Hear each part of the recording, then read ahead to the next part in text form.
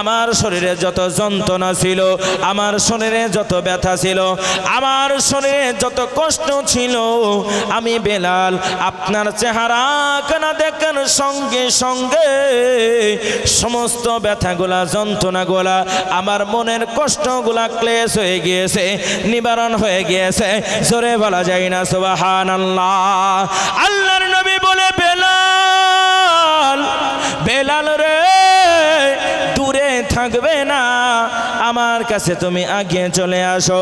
হযরতে বেলাল নবীর কাছে যখন আগিয়ে চলে আসে, আল্লাহর নবী হযরতে বেলালকে চাপড়ে যখন ধরে, বেলাল এত কাঁদে, বেলাল এত কান্না করতে শুরু করে, হযরতে বেলাল দুইটা চোখের পানি দিয়ে ছেড়ে কাঁদে আর বলে, হুজুর গো, আমি বেলাল, আমার জীবনের কোনো চাওয়া নাই, জীবনের কোনো পাওয়া নাই।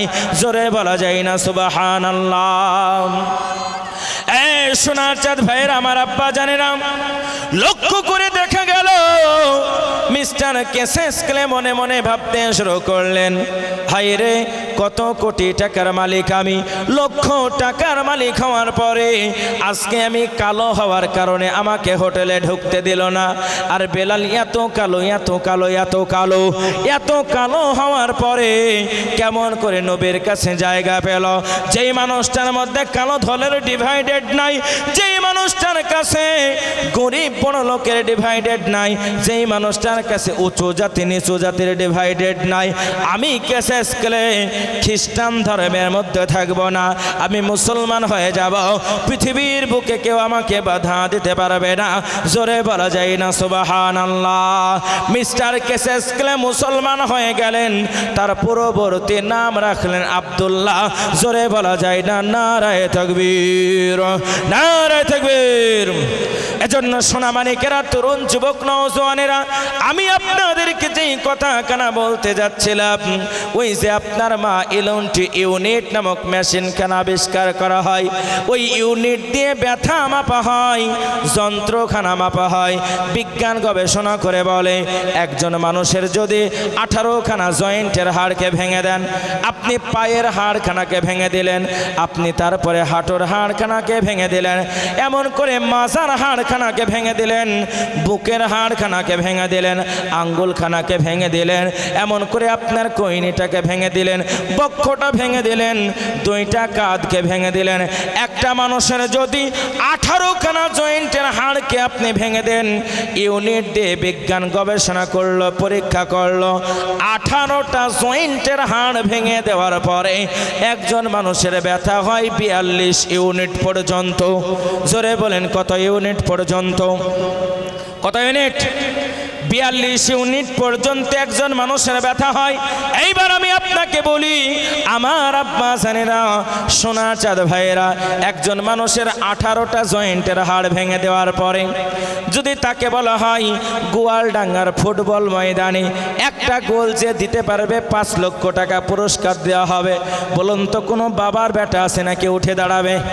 জোরে বলেন, পারবে নাকি? না না না, কারো কোনো শক্তি নাই, পারবে না। এইবার চলে আসুন, আপনার মা, বর্তমান বিজ্ঞান গবেষণা করে বলে মায়ের মর্যাদা কেন এত বেশি? আল্লাহর কোরআন বলে মায়ের মর্যাদা সব থেকে বেশি। বর্তমান বিজ্ঞান গবেষণা করতে শুরু করলো, একজন জনম দুঃখিনী মা, আমার জন্মদাত্রী মা, সর্বনিম্ন ব্যথা কতখানা পেল? ছোট্ট একটা রাস্তা দিয়ে একটা জীবন্ত বডিখানা যখন পুষ হবে, বের হবে, হায় রে, মায়ের যেন তলদশ দিয়ে সরসর করে রক্তর ফোঁয়ারা গোলা ফুটতে শুরু করে, ঝলঝল করে রক্ত গোলা বের হতে শুরু করে। হাসপাতালের পিঠের মধ্যে শুয়ে ডাক্তার বলে, কে আছে? রোগীর গার্জেন কে আছে? বলে, আমি রোগীর গার্জেন আছি। বলে, তাড়াতাড়ি এই দিকে আয়, রোগীর অবস্থা ভালো না, যদি রোগীকে বাঁচানো যায় সন্তানখানা বাঁচবে না, আর যদি সন্তানকে বাঁচানো যায় রোগীখানা বাঁচবে না। আমার আব্বা জানেরা, আপনার জনম দুঃখিনী মা হাসপাতালের বেডের মধ্যে শুয়ে শুয়ে কান্না করি আর বলে, ওরে ডাক্তার, দুনিয়ার বুকে আমার বেঁচে থাকার দরকার নাই, আমার সন্তানকে দুনিয়ার আলো দেখাও, এর নাম হলো মা। জোরে বলা যায় না সুবহানাল্লাহ। আমার আল্লাহ তাআলা ডেকে বলে বান্দা শোনো, তোমার মা তোমাকে যত ভালোবাসে, তোমাকে যত মহাব্বত করে, তোমার মা কত ব্যথা পায় তুমি জানো নাকি? বর্তমান বিজ্ঞান গবেষণা করে বলে একজন মা সর্বনিম্ন ব্যথা পেল পেশাব বেদনার সময়, মায়ের সর্বনিম্ন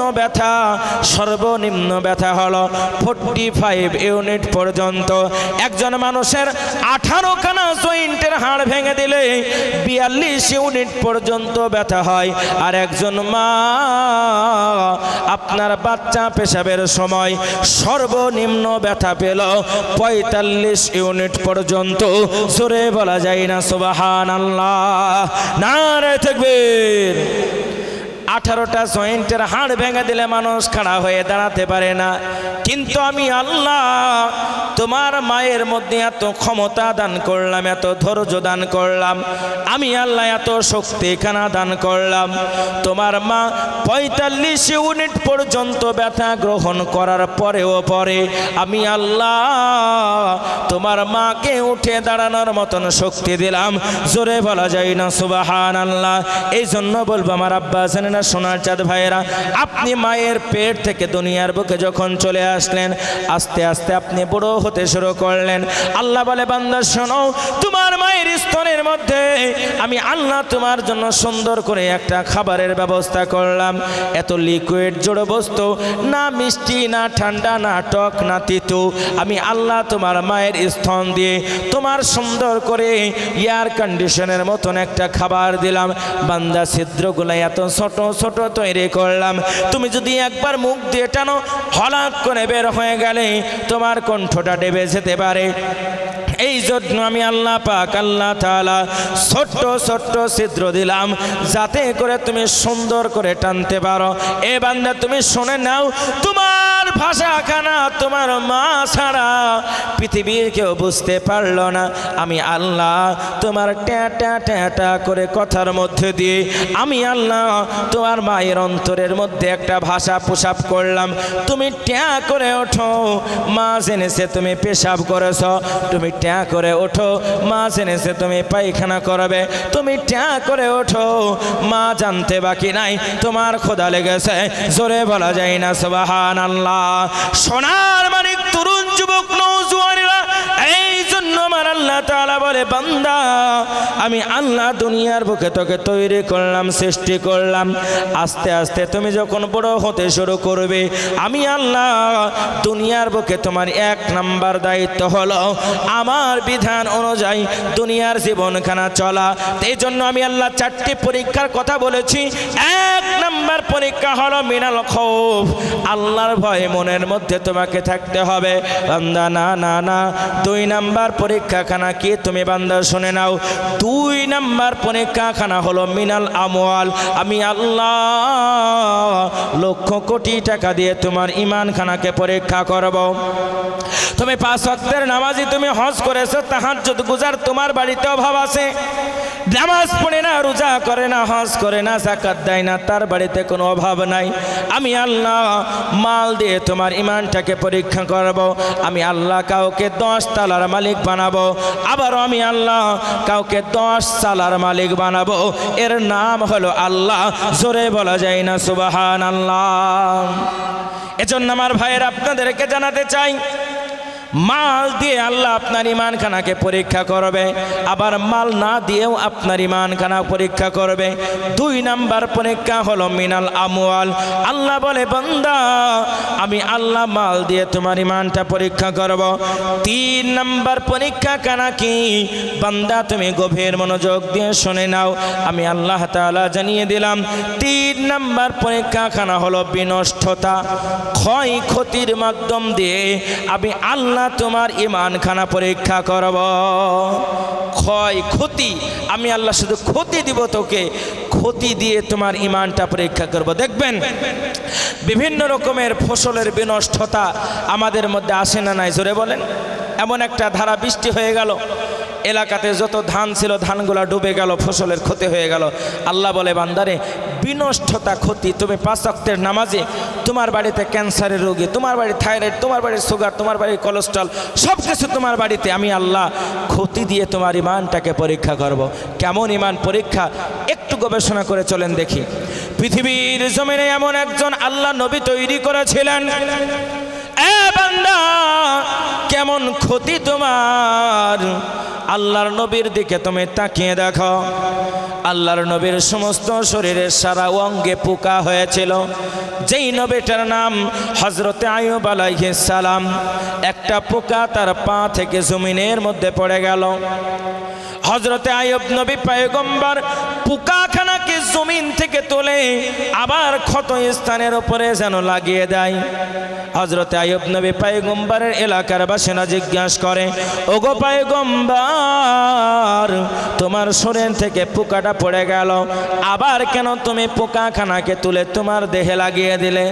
পয়গম্বর আলাইহিস সালাম বললেন, ভাই, আমার শরীরখানাকে আমার আল্লাহ পাক আল্লাহ তাআলা পোকার জন্য খাবার করে তৈরি করেছে, এই জন্য তার যতদিন রুজি আছে আমার দেহে থেকে তারা খাবারখানাকে অন্বেষণ করবে, সঞ্চয় করবে। জোরে বলা যায় না সুবহানাল্লাহ? নারে তাকবীর। সোনামানিকেরা, তরুণ যুবক নওজোয়ানেরা, ক্ষতি কেমন দুনিয়ার বুকে আপনার আসবে আপনি শুনলে বড় অবাক হয়ে যাবেন। আল্লাহর নবীর একজন সাহাবা দুইটা চোখের পানি কানা ছেড়ে দিয়ে কান্না করতে শুরু করে। উস্কো খুস্কো যার চুলখানা। নবীর সাহাবার টাকার অভাব ছিল না, নবীর সাহাবার পয়সার অভাব ছিল না, নবীর সাহাবার অট্টালিকার অভাব ছিল না। রেশমের পোশাক পরিধান করে দুনিয়ার বুকে চলাফেরা করতেন, রেশমের পোশাক পরে চলাফেরা করতেন। ঈমান আনয়ন করেনি, ছোট্ট একটা থান নিয়ে আল্লাহর নবীর দরবারে হাজির হলেন। থানটা এত ছোট, এত ছোট, সামনের দিক ঢাকতে যায় তো পেছনের দিক বের হয়ে যায়, পেছনের দিক ঢাকতে চাই তো সামনের দিক বের হয়ে যায়।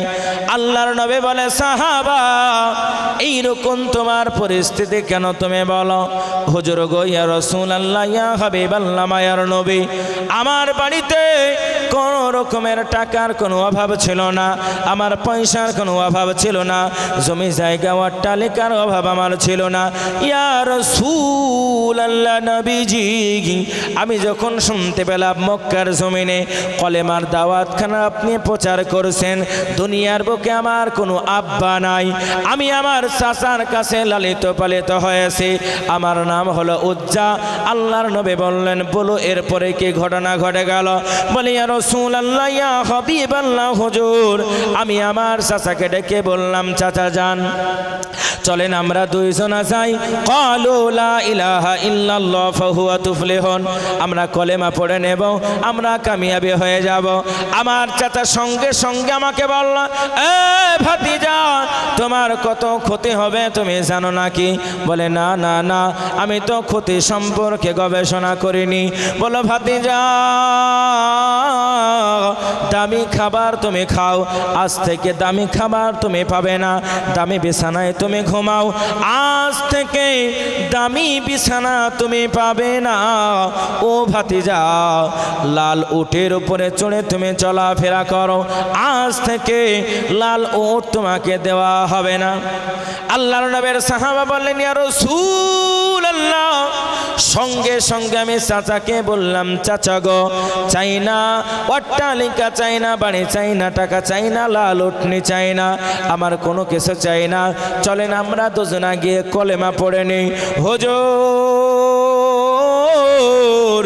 সঙ্গে সঙ্গে আমার চাচা এমন করে আমাকে আমার গালের মধ্যে একটা থাপ্পড় মেরে দিল। ইয়া রাসূলুল্লাহ, থাপ্পড়টা মারার সঙ্গে সঙ্গে আমার গালের মধ্যে 5টা আঙ্গুলখানা লেগে গেল।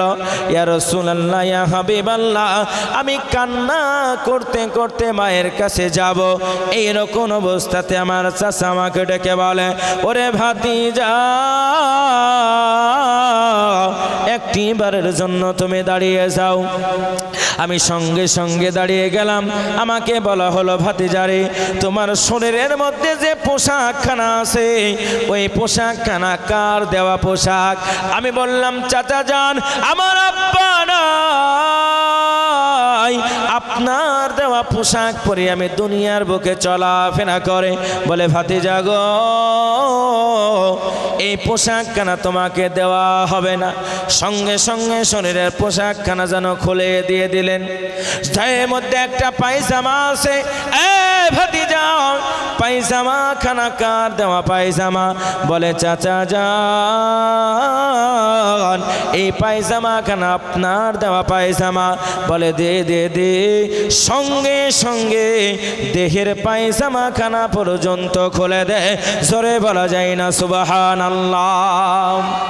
হুজুর, আমি আমার জনম দুঃখিনী মা, আমার মায়ের দরজার সম্মুখে দাঁড়িয়ে গেলাম।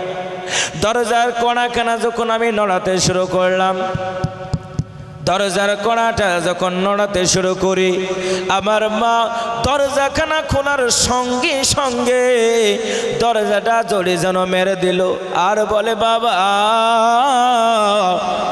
এইরকম তোমার অবস্থা কেন? কেন তোমার শরীরের মধ্যে কোনো পোশাক নাই? ইয়া রাসূলুল্লাহ, আমি আমার মাকে ডেকে বললাম, মা, আমার জনম দুঃখিনী মা, তুমি ছাড়া দুনিয়ার বুকে আমার কেউ নাই গো মা। ও গো আমার মা, শুধুমাত্র ঈমান আনয়ন করার কারণে আমার এত বড় আজকে ক্ষতি হয়ে গেল। ও গো আমার মা, যদি তোমার নিজের কোনো পোশাক থাকে বা কোনো থাম থাকে বা কোনো কাপড় থাকে, মারে ওই কাপড়খানা তুমি আমাকে দাও, আমি সাসার দেওয়া কাপড় পরব না। জোরে বলা যায় না সুবহানাল্লাহ। জনম দুঃখিনী মা দুইটা চোখের পানি কানা ছেড়ে দিয়ে কাঁদিয়ার বলে, সন্তান, আমি মা লক্ষ্য করে দেখেছি, নিজে না খেয়ে তোমাকে খাইয়েছে রে বাবা। ছোট্ট অবস্থাতেই তোমার আব্বা দুনিয়ার জমিন থেকে ইন্তেকাল করেছে। ওরে বাবা, কোনো দিন তোমার কোনো অভাব আমি লাগতে দেই নাই। আজকে তুমি আমার কাছে এমন একটা জিনিস চাইলে, উনি আমার বাবা, ছোট্ট একটা কাপড় আছে বাবা রে, এটা হলো তোর বাবার দেওয়া শেষ ইতিহাস, তোর বাবার দেওয়া শেষ চিহ্ন। যা কিছু বাড়ির মধ্যে আছে সব তোর চাচার দেওয়া। তোর চাচা তো আমাদের ভরণ পোষণের দায়িত্ব নিয়েছে, তোর বাবার দেওয়ার মতন কিছু আমার কাছে নাই। ছোট্ট একটা কাপড় আছে যেটা তোর বাবা আমাকে দিয়েছিল। সন্তান কান্না করে আর বলে, মা, আমার মা, আল্লাহ পাকের শ্রেষ্ঠ নিয়ামত, তোমার পায়ের তলে রয়েছে জান্নাত। জনম দুঃখিনী মা, ওই বাবার দেওয়া ছোট্ট পোশাকটা তুমি আমাকে দাও গো মা। বাবার দেওয়া ছোট্ট পোশাকটা যখন মাকে তুলে দেওয়া হলো, আব্বা জানেনা, সোনার চাঁদ ভাইরা, হযরতে আব্দুল উজ্জা রাদিয়াল্লাহু তাআলা আনহু ছোট্ট থানখানা যখন পড়লেন, এত ছোট থান, সামনের দিক ঢাকতে যায় তো পেছনের দিকে বের হয়ে যায়, পেছনের দিক ঢাকতে যায় তো সামনের দিকে বের হয়ে যায়। বলে, ইয়া রাসূলুল্লাহ, ইয়া হাবিবাল্লাহ, হুজুর গো, আমার কাছ থেকে সব কিছু নিঃস্ব করে নেওয়া হয়েছে, আমার জীবনে কোনো কিছু আর নাই। আল্লাহর নবী বললেন, আব্দুল উজ্জা, তুমি শোনো, আজ থেকে তোমার নাম আব্দুল উজ্জা না, ঈমানের পরীক্ষায় তুমি উত্তীর্ণ হয়েছ, তোমার নাম হলো আব্দুল্লাহ। যাও যাও, আমি আল্লাহর নবী করলাম বর্ণনা, তোমাকে না নিয়ে আল্লাহ পাকের জান্নাতে যাব না। জোরে বলা যায় না সুবহানাল্লাহ। ইতিহাসের মধ্যে বর্ণিত আছে, হযরত আব্দুল উজ্জা আসহাবে সুফফার নিকটে চলে গেল। নবীর একটা কক্ষ ছিল, সুফফারা সেখানে থাকতো। সেখানে বিভিন্ন রকমের সাহাবারা থাকতো। গরিব অসহায় হত দরিদ্র সাহাবারা সেখানে বসবাস করতে লাগলো। হযরতে আব্দুল উজ্জা এত জোরে কোরআন পড়ে, এত জোরে কোরআন পড়ে, সাহাবারা বলে হুজুর আব্দুল উজ্জার কোরআন পড়া এত জোরে আব্দুল উজ্জাকে একটু আস্তে আস্তে কোরআন পড়তে বলবেন। আল্লাহর নবী বললেন না, আব্দুল উজ্জাকে কোরআনখানা জোরে পড়তে দাও। তার কারণখানা হলো শুধুমাত্র কলেমার কারণে আব্দুল উজ্জার যতখানা ক্ষতি হয়েছে, আব্দুল উজ্জা নিঃস্ব হয়ে আমি নবী আমার কাছে এসেছে। জোরে বলা যায় না সুবহানাল্লাহ? নারে তাকবীর। সোনার ভাইরা, তরুণ যুবক নওজোয়ানেরা, লম্বা আলোচনা ছোট্ট আকারে আপনাকে বলে 3 নাম্বার পরীক্ষা হলো ক্ষয়ক্ষতি। চলেন একটু গোড়ার দিকে ঘুরে যাই। আল্লাহ বলে 4টা পরীক্ষা। 1 নাম্বার পরীক্ষা হলো আল্লাহর ভয়, 2 নাম্বার পরীক্ষা হলো মিনাল আমওয়াল মাল, 3 নাম্বার পরীক্ষা হলো ক্ষয়ক্ষতি, 4 নাম্বার পরীক্ষাখানা আমার আল্লাহ কি বলে? অবাশিরিস সাবিরিন। জোরে বলা যায় না আল্লাহু আকবার? একবার চিৎকার করে বলে আল্লাহু আকবার। আরো জোরে, এই নদিয়ার মতন আওয়াজ না, একবার জোরে বলে নারায়ে তাকবীর। আর একটু জোরে বলে নারায়ে তাকবীর। আল্লাহ বলে বান্দা শুনে নাও, 4 নাম্বার পরীক্ষা কানা হলো ধৈর্যের মাধ্যম দিয়ে আমি আল্লাহ তোমার ঈমান কানাকে পরীক্ষা করব। বান্দা দুনিয়ার দিকে তুমি তাকিয়ে দেখাও, আজকে দুনিয়ার প্রান্তে তুমি অবহেলিত, তুমি লাঞ্ছিত, তুমি পদধলিত। বান্দা শুনে নাও, ধৈর্য ধারণ করো, নিশ্চয়ই ধৈর্যের মাধ্যম দিয়ে আমি আল্লাহ তোমার ঈমান খানাকে পরীক্ষা করব। জোরে বলা যায় না সুবহানাল্লাহ? সোনার চাঁদ ভাইরা, তরুণ যুবক নওজোয়ানেরা, এই জন্য আমি আপনাদেরকে জানাই শেষের বেলাতে ও আমার আব্বা জানেরা, সোনার চাঁদ ভাইয়েরা, আসুন আজ থেকে যারা আমরা অন্যায় কাজের সঙ্গে যুক্ত আছি তওবা করি, ইনশাআল্লাহ আর কোনোদিন অন্যায় কাজ করব না। আমরা যারা অন্যায়ের মধ্যে নিমজ্জিত রয়েছি আজ থেকে তওবা করে বলে হুজুর গো, চোখ বুঝলে দুনিয়াটা অন্ধকার হয়ে যাবে, আর কোনোদিন আমরা অন্যায় কাজ করব না। জোরে বলে একবার ইনশাআল্লাহ, জোরে বলে ইনশাআল্লাহ। সোনার চাঁদ ভাইয়ের, আমার আব্বা জানেরা, দীর্ঘক্ষণ আপনাদের কাছে সংক্ষিপ্ত কিছু আলোচনা করলাম। এই 4টি পরীক্ষা থেকে আমরা যদি উত্তীর্ণ হতে পারি, আল্লাহ বলছেন কোরআনের অন্যত্র আর এক জায়গায়, আমি আল্লাহ ইমানদারের জানকে, মালকে, সব কিছুকে কিনে নিলাম, সব কিছুকে ক্রয় করে নিয়েছি বিআন্না লাহুমুল জান্নাহ, জান্নাতের বিনিময়। জান্নাতি তো তারাই হবে যারা দুনিয়ার বুকে আল্লাহর শ্রেষ্ঠত্ব, আল্লাহর বড়ত্ব, আল্লাহর হুকুম আহকাম মেনে দুনিয়ার জীবন যাপন করবে। আমরা করব তো ইনশাআল্লাহ? জোরে বলে ইনশাআল্লাহ।